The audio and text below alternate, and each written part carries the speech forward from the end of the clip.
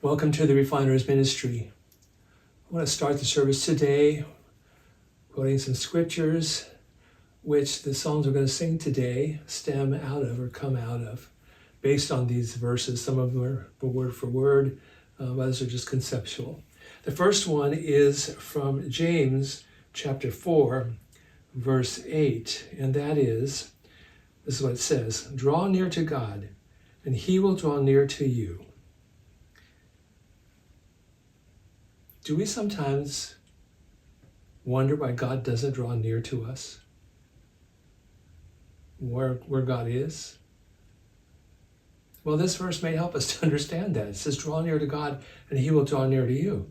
Maybe we expect God to be the initiator. Maybe we're supposed to be the initiator, right?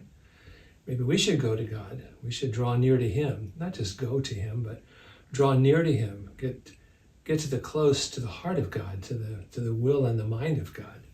Draw near to God and he will draw near to you. If you want to know the will of God, draw near. And then in 1 Peter 5:7 it says,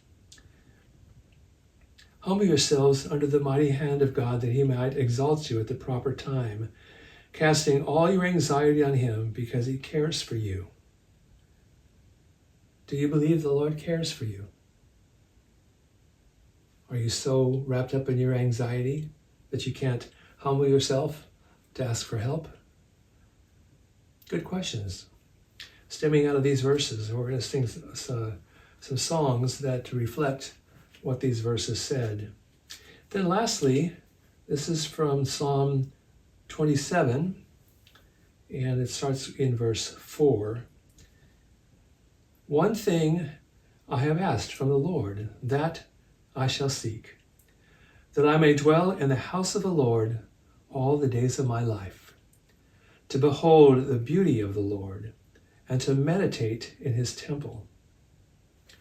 Well, hopefully, for us, we will achieve that goal by belief in Christ, by faith in him, confessing with our mouth, believing in our heart that God raised him from the dead. We will be dwelling in the house of the Lord. At this point, David was writing that psalm. He was referring to the dwelling of the Lord on the earth. But we were going to be lifted up from the earth and be dwelling in the house of the Lord in heaven.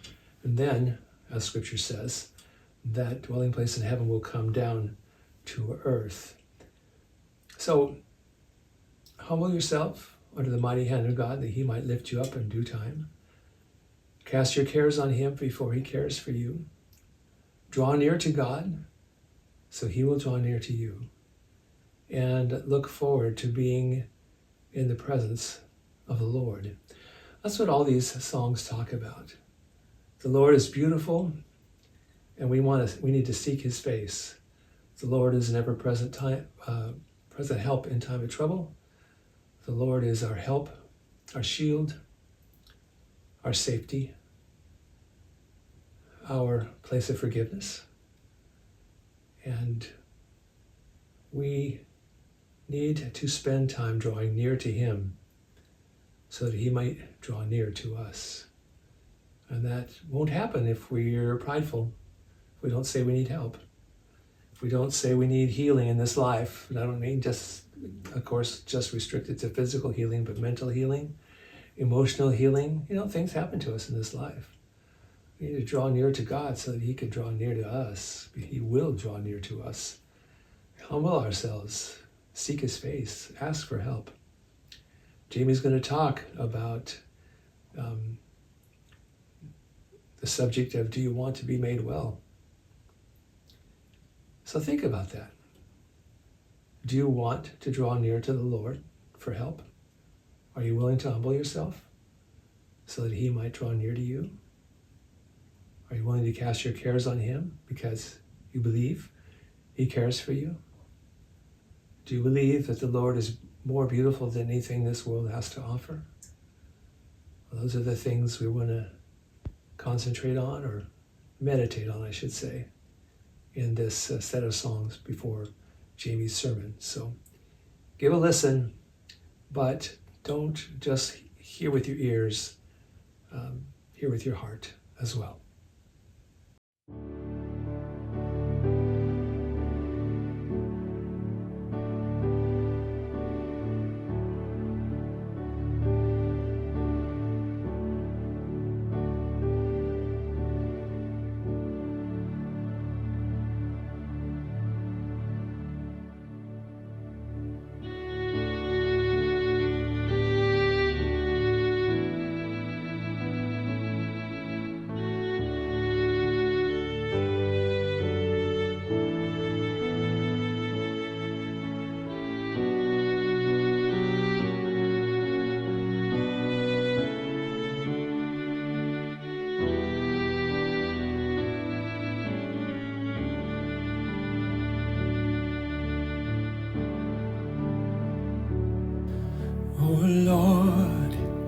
You're beautiful.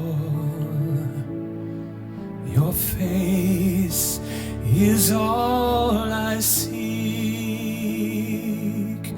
and when your eyes are on this child, your grace abounds to me.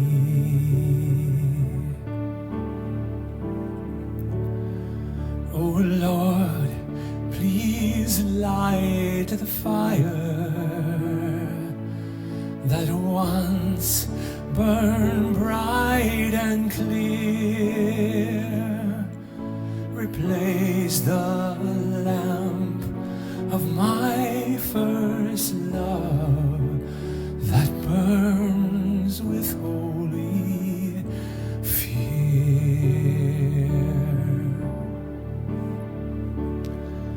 Oh Lord, you're beautiful. Your face is all I seek, and when your eyes are on this child, your grace abounds to me. Your grace abounds, yes, your grace abounds, your grace abounds to me.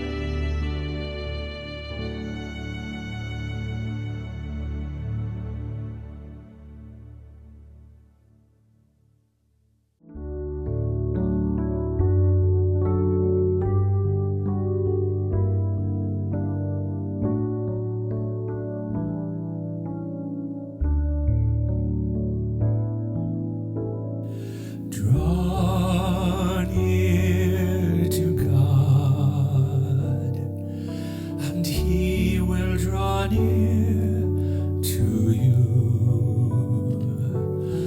Place your hope in Him, and He will see you through. Seek His hand of mercy in everything you do. Humble yourself before Him, and He will exalt you. Draw near to God, and He will draw near to you.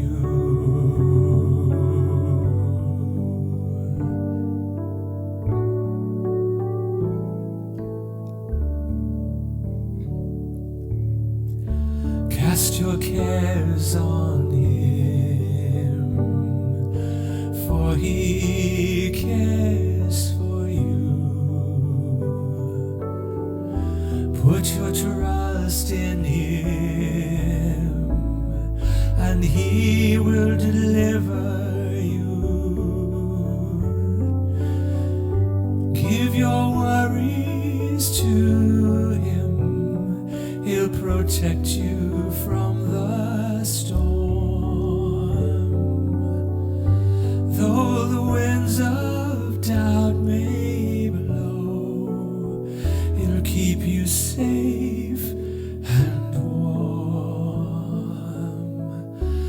Cast your cares on him, for he cares for you.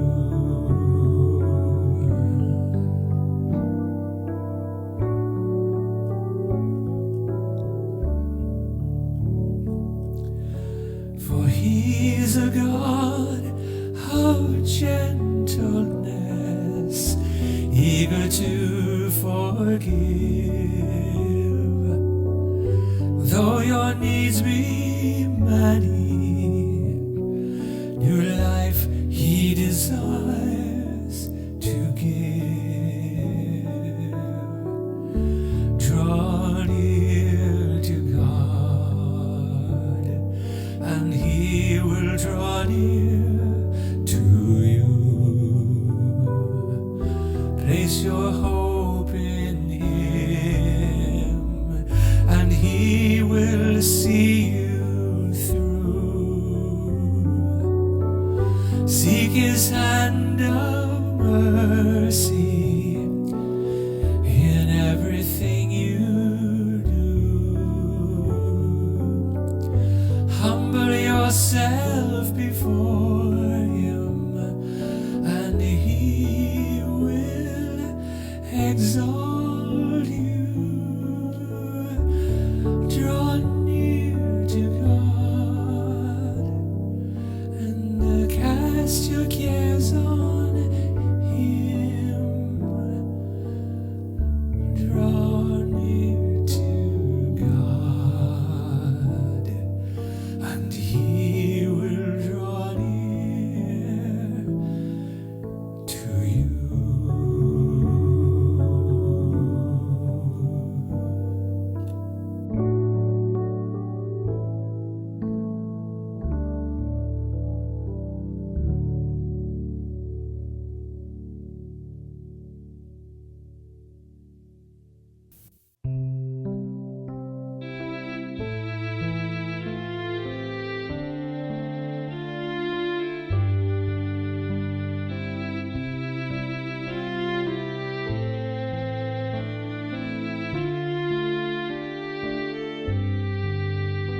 One thing I have asked of the Lord, this is the one thing I seek, that I may dwell in the house of the Lord all the days of my life, and to behold the beauty of the Lord as I meditate in his temple. One thing I have asked of the Lord, this is the one thing I seek, that I may dwell in the house of the Lord all the days of my life, and to behold the beauty of the Lord as I meditate in his temple, in his temple.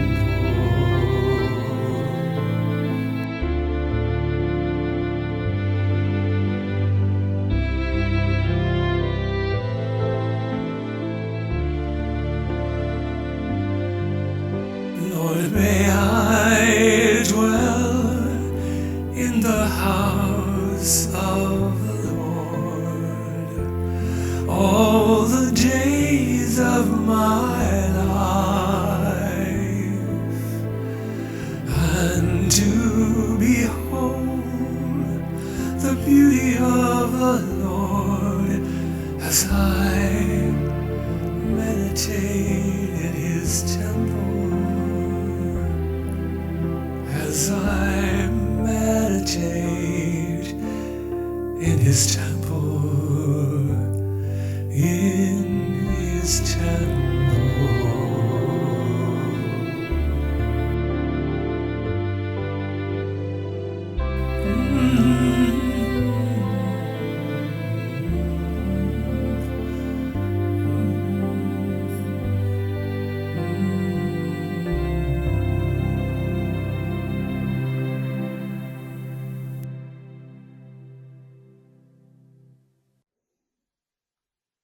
We've been talking about the cost of discipleship, what it means for us as modern day year 2026 and beyond, what it takes to be a disciple on this side of the cross. A lot of the examples that we've been talking about have been during Jesus' 3 year ministry and his interactions with his disciples and the lessons that we can learn from their mistakes, their successes, things that Jesus took time to break things down and for them to understand what it took to carry their cross and to follow him.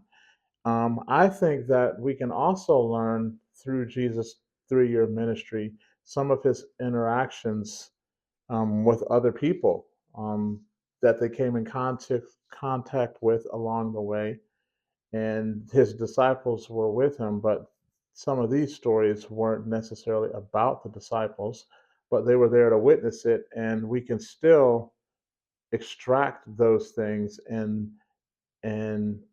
we can figure out how they apply today. And so this is a very popular story too, really, amongst believers, people that have been in church a lot. They've probably heard this story. It's in John 5, and it's called The Healing at the Pool. And so I'll start reading. I'll be reading in the NIV version. It says in verse 1, sometime later, Jesus went up to Jerusalem for one of the Jewish festivals. Now there in Jerusalem, near the sheep gate, a pool, which in Aramaic is called Bethesda, and which is surrounded by 5 covered colonnades. Here a great number of disabled people used to lie, the blind, the lame, the paralyzed. One who was there had been an invalid for 38 years. When Jesus saw him lying there and learned that he had been in this condition for a long time, he asked him, "Do you want to get well?" "Sir," the invalid replied, "I have no one to help me into the pool when the water is stirred. While I am trying to get in, someone else goes down ahead of me." Then Jesus said to him, "Get up, pick up your mat, and walk." At once the man was cured. He picked up his mat and walked. I've preached that a couple of times, just like I talked about last week. When you preach things multiple times, you bring fresh content or fresh stories or fresh experience into these stories the next time you preach them. And I've been thinking about this story and remembering what I've preached on it before as far as personal application. And I believe I have a little bit more insight based on what I've come through over the last couple of years since I've preached this last. And one of the things I think is really interesting about this is this guy had been in his condition for a long time, and he's gotten used to that. And that was the extent of his life. As far as he was concerned, it would always be this way. I don't think that he necessarily even imagined that it would get better. It was something that he just accepted as his lot in life. And sometimes in these stories during Jesus' ministry, people sought Jesus out because they knew that if they could get a hold of him, things could get better, they could be healed. But in this situation, it's interesting that Jesus sought him out. Uh, And it just makes me think of things in my life or people that I know that have just accepted certain things, and that the fact that they will probably always be that way, and they don't even think to have faith to believe that it could ever change. And that was the case in this story. And I love the fact that Jesus asked it seemingly an odd question: do you want to get well? And I've thought about some of the times in my life when I've struggled with things or I've had a problem for a long time.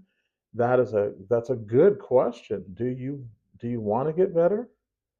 And you would think that this guy would be like, well, of course I want to get better, but that's not going to happen. But that's the first thing Jesus asked: do you want to get well? And the first thing that he says is first thing a lot of us say whenever we're confronted with a question like that. And do you want to get well? And then the first thing he does, he starts complaining. I have no one to help me into the pool when the water is stirred. While I'm trying to get in, someone else goes ahead of me. And Jesus, like, he could have really took time to empathize with him and say, "Oh man, I'm so sorry that happened to you. I I I imagine that's really tough, and I'm sorry that's happened. I'm sorry that people pushed you out of the way and they got in at first, and I'm so sorry." But he doesn't even entertain really that. He just commands him, "Get up, pick up your mat, and walk." Almost like he wasn't. Obviously, he was concerned because he did provide the answer to his condition, but he didn't go into his pity party with him. He didn't entertain it. He just said, "Get up." And I've thought about this perspective as in that Jesus told him to get up, and it says that he was immediately healed. At once, the man was cured, and he picked up his mat and he walked. And I've thought about that. I mean, obviously, what it actually says, it says he was at once he was cured. But I've often thought about the fact that he didn't. Nothing happened for him until he started doing what Jesus said.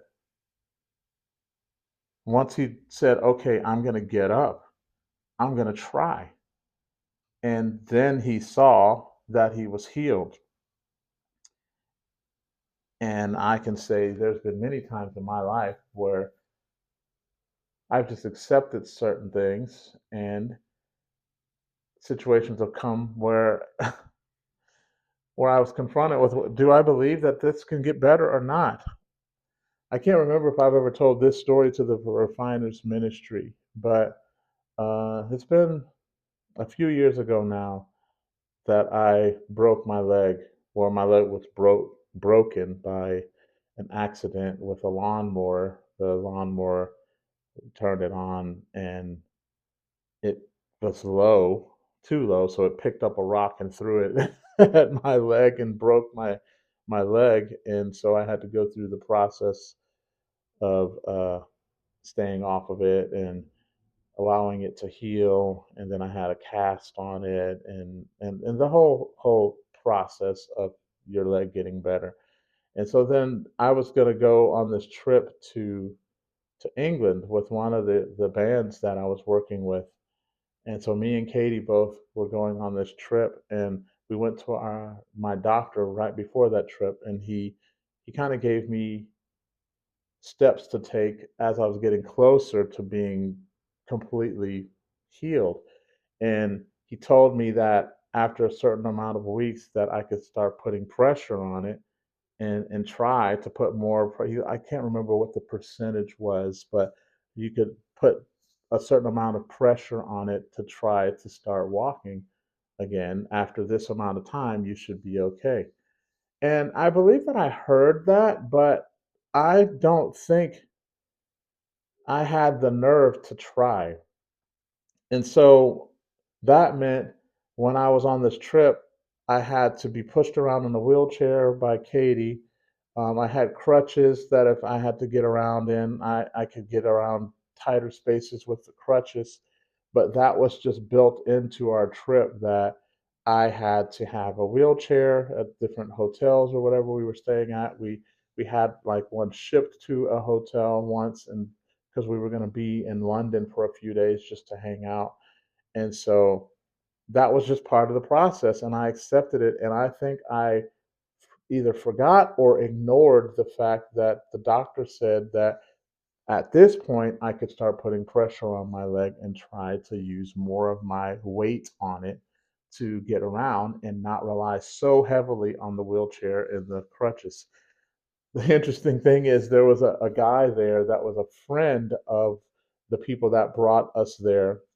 Um, and he was kind of rough around the edges, and he was kind of like one of those guys that he just said exactly what was on his mind, and there was no filter, and he was a very sold out Christian, but he had no filter at all. And so one of the mornings when we got together, we were going to pray before we went into the city to just hang out and have fun.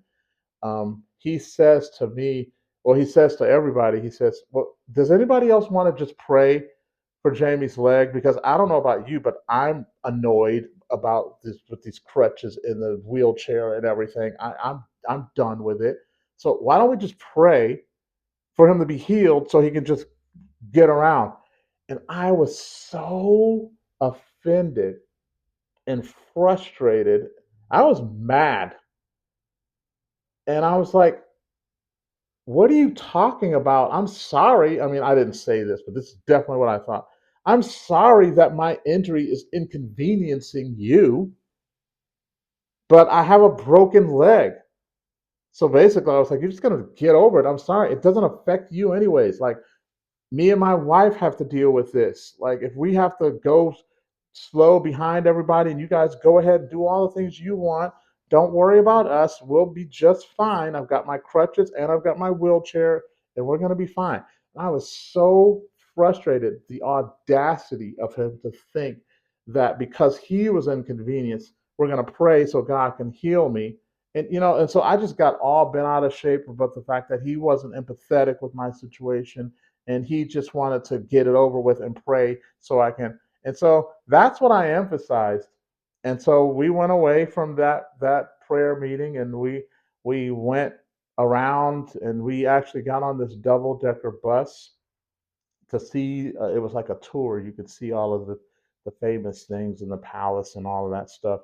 Uh, and at one point, I had to use the bathroom. And so we got off of the bus, and then we're trying to find a place where we use the bathroom. So Katie's pushing me in the wheelchair, and it's starting to get pretty serious. And so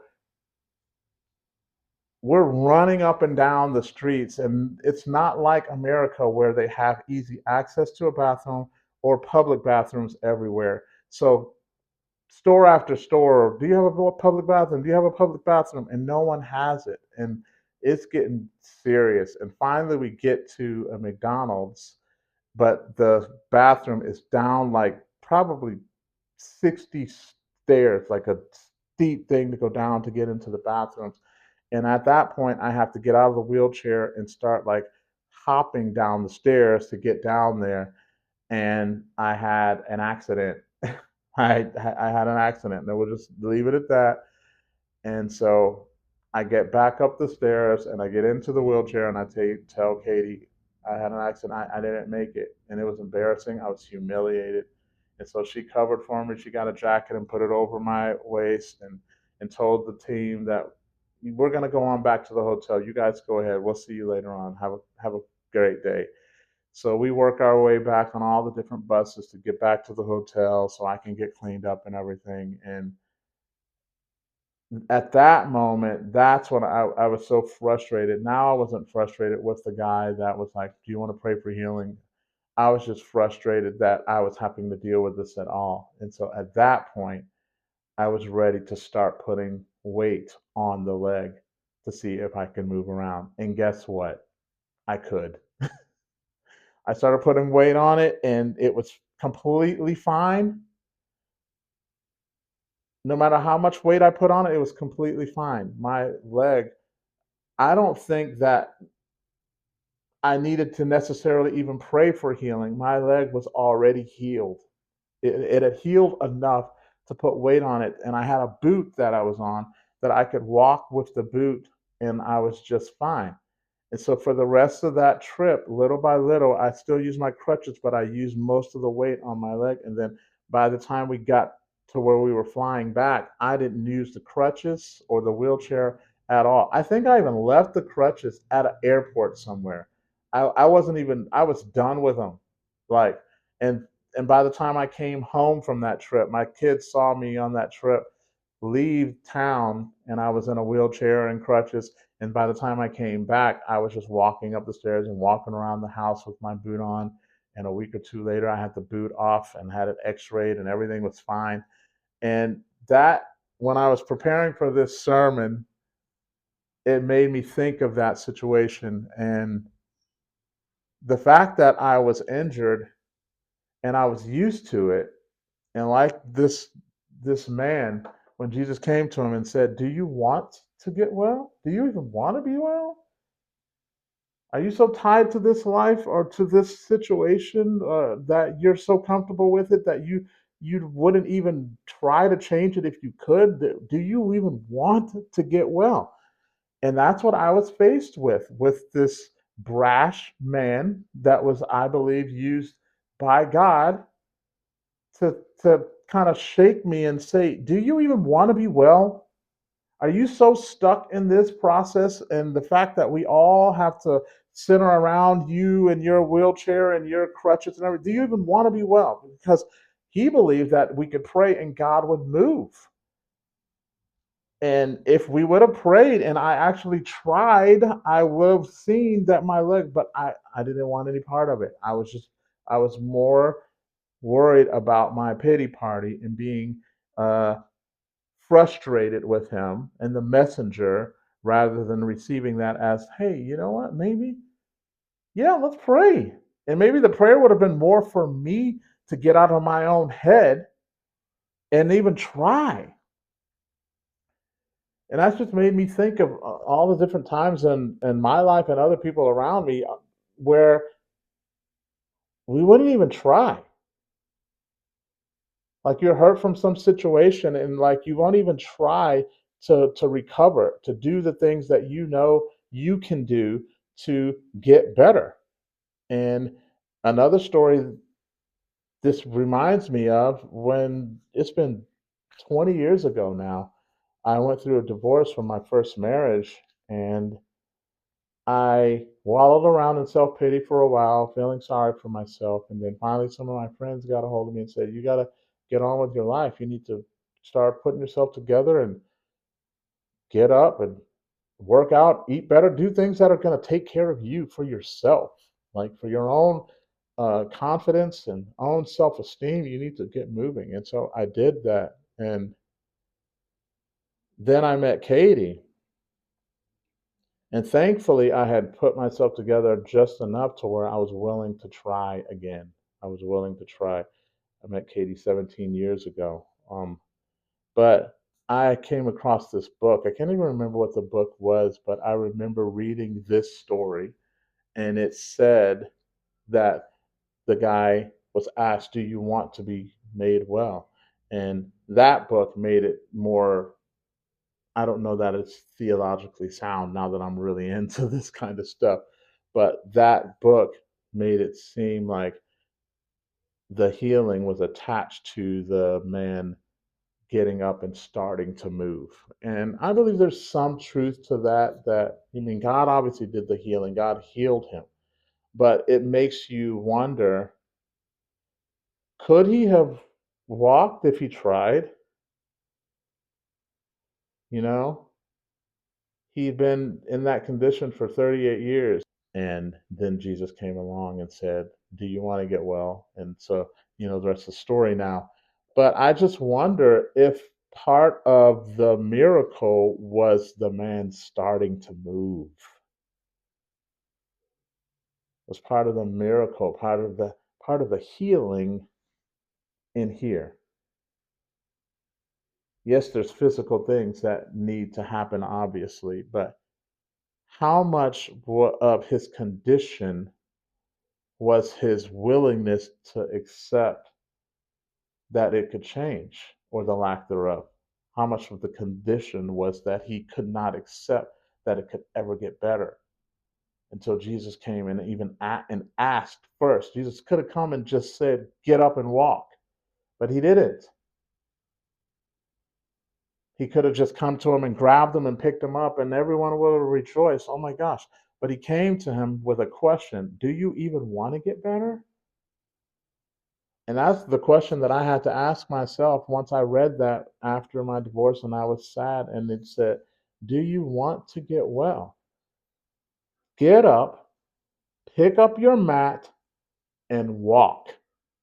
And in that situation, I read the story based on the book that I was reading and how it portrayed it. And to me, it said, okay, I need to get up, pick up my mat, pick myself up, and start to walk. And in the process of starting to move and to walk and to believe and to dream again and to believe that the best may be ahead, maybe my best days weren't in my past. Maybe like as I started to move, I started to believe.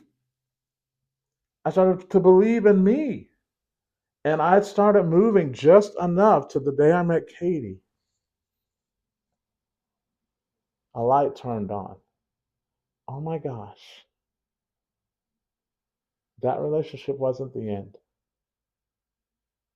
I started believing a lie that I couldn't, that I wasn't a good husband, that I couldn't be a good husband, that I wasn't a good dad because I mean I had a 13 or 14-year-old at that point when that happened. Um,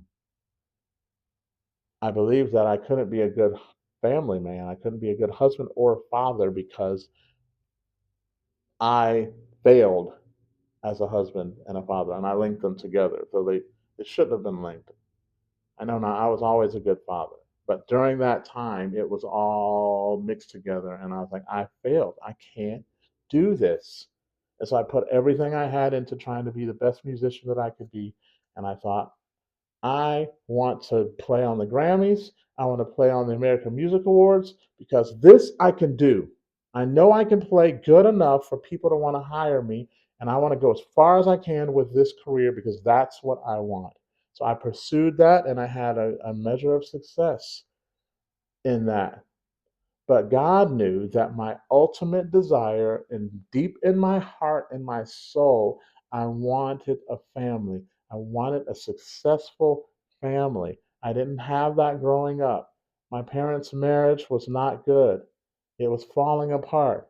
I always say I was raised in a breaking family, a breaking home. It wasn't broken. It took 18 years for it to break, but it was a breaking all of my childhood and up until I was 18 years old, it was a breaking family. It wasn't broken in that it was broken when I was 6 years old and my parents were divorced. No, they were together, but it was breaking for 18 years until I turned 18 and they finally divorced.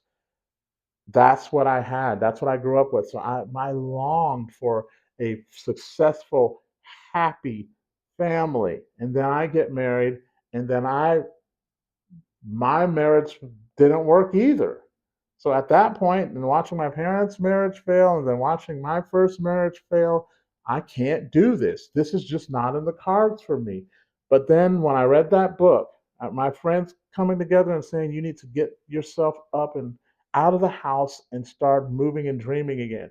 And then when I read that book and it talked about this story, and that question hit me: do you want to get better? Do you even want to get well? And I decided, yes, I do want to get well. And then the next line was, get up, pick your mat up, and start moving. And as I started moving, I was healed. My heart started beating again. My dreamer started dreaming again of what could be. And then by the time I met Katie, then the light turned on and the dots connected. And I was like, yes, I can do this again. And at that point, I had to ask the question again: do you want to get well? Do you want to try? And I married a woman that's a strong woman, just like my first wife was, that was a mover and a shaker. And they walk into the room and the temperature changes because they are an impact woman. They both of them. And so when I met Katie and Katie wanted to do life with me, I had to ask myself, do I want to try this again? Am I so heartbroken that I don't want to have a strong woman? Maybe I just want a woman that's just going to be quiet and then just cheer me on. But do I really want a woman that wants to be on the field playing with me?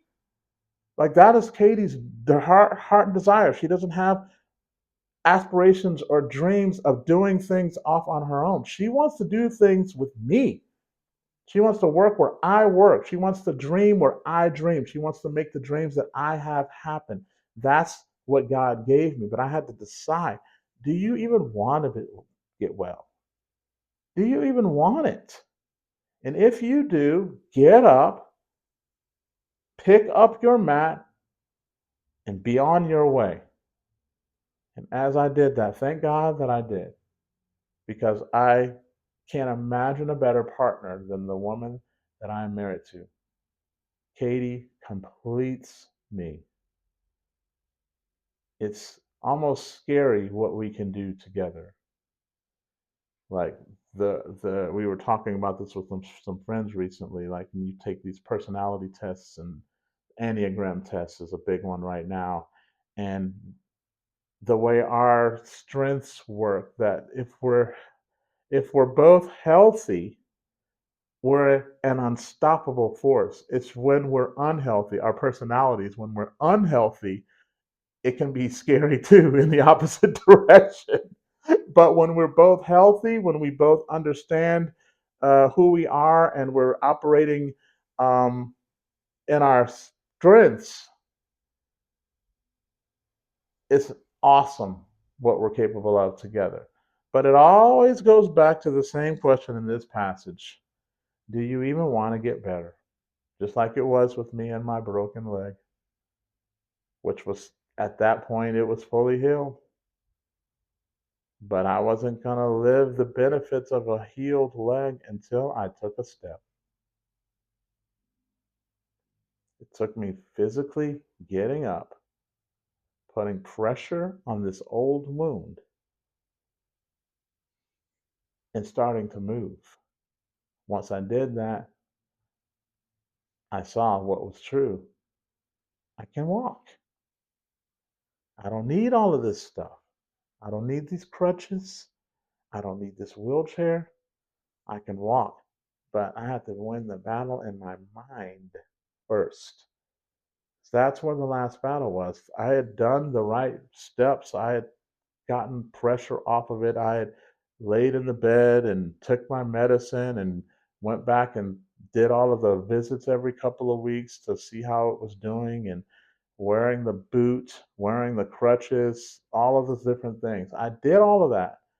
The last step was to believe that it worked. And I had to make a decision. Do you even want to walk?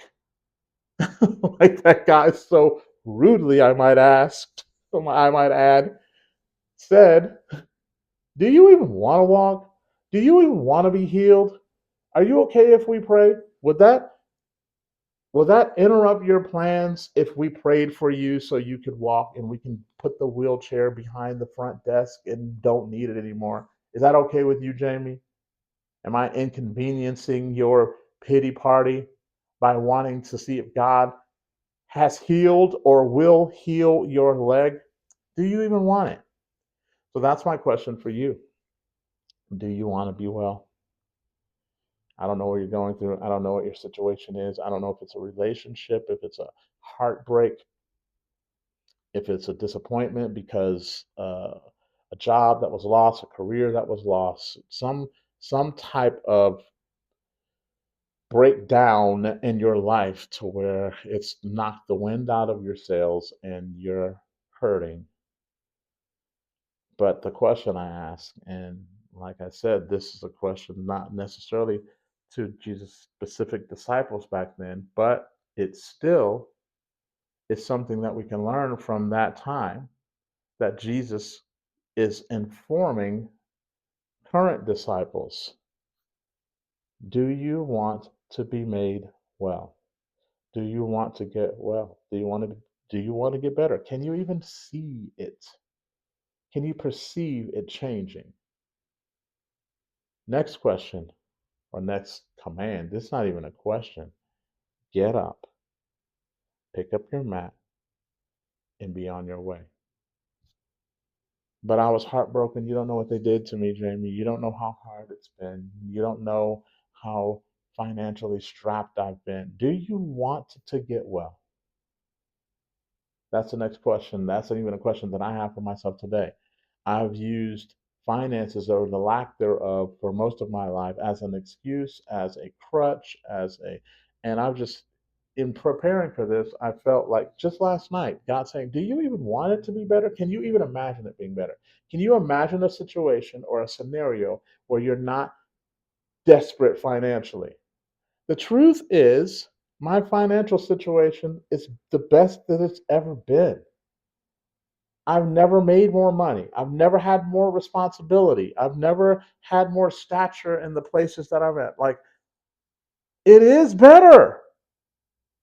Our finances are better, but my mind is stuck like 15 years ago where I couldn't even afford to buy diapers or groceries or any of the things when me and Katie were touring all the time, and I needed so many people to help me all the time. I needed. I don't need like that anymore. But I get stuck in my head. Can you even see it, Jamie? Can you even see what's true? Can you even see that you are better equipped today to raise your family than you've ever been? Can you see that? Do you even want to believe that? That's the questions I have to ask myself. Do you want to be made well? Maybe, just like me, financially, you would see, oh my gosh, I am better, just like it was with my leg. By the time I got around to thinking, okay, maybe I'll start walking on this, it was already better. But the last step was for me to accept it in my mind, to start living like what was actually true. And so that's what I had to do with my leg. I had to start actually walking like a person that could walk without crutches in a wheelchair. That was the last step. The healing process had already happened, it had already gotten better. The last step was up here to put weight on it and move. That's the last step for me financially. It is better. More opportunities. Almost every week, I hear of more things about my future that involve me on a track to do better. I'm already on the road to do better for my family by the time all three of my kids are teenagers. The work is already in progress. The last step, do you even want it? Can you see it? Can you get out of your head and accept what God has already done? How's that for an idea?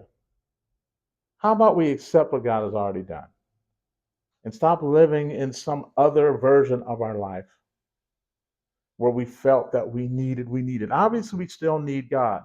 But God is like, okay, I know you need it, which is why I've already provided. I've already provided the roadmap to where you need to go. All you have to do is pick up your mat and start walking.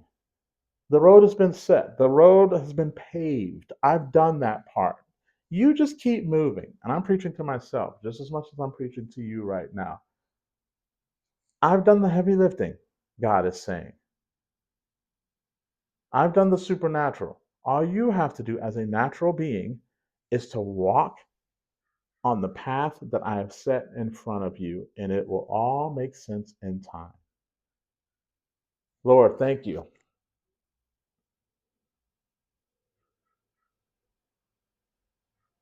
that your way is better. You see things we don't see. You know things we don't know. And Lord, I speak for myself here, Lord. I want what you have for me. I want to see what you have for me. Lord, you continue to help me to get out of my own way, get out of my own head, and accept the healing in all of the areas of my life that I've needed in all these years. That you've already gone ahead of me. You've already started doing the work, the invisible work that I cannot see. I pray the same thing for people that are watching, that they will accept, like that song we sing, even when we don't see it, you're working. And even when we don't feel it, you're working. You are a way maker. I pray for somebody that's watching this right now that's been struggling with that. But Lord, I ask them the question, do you even want it? Do you want to get well? Get up, pick up your mat, start walking, and see what God has for you. In Jesus' name we pray. Amen.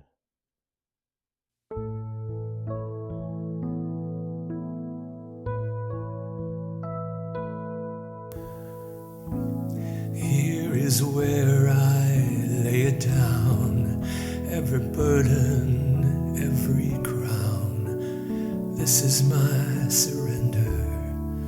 This is my surrender. Here is where I lay it down, every lie and every doubt. This is my surrender. And I will make room for you to do whatever you want to do whatever you want to. And I will make room for you to do whatever you want to do whatever you want to.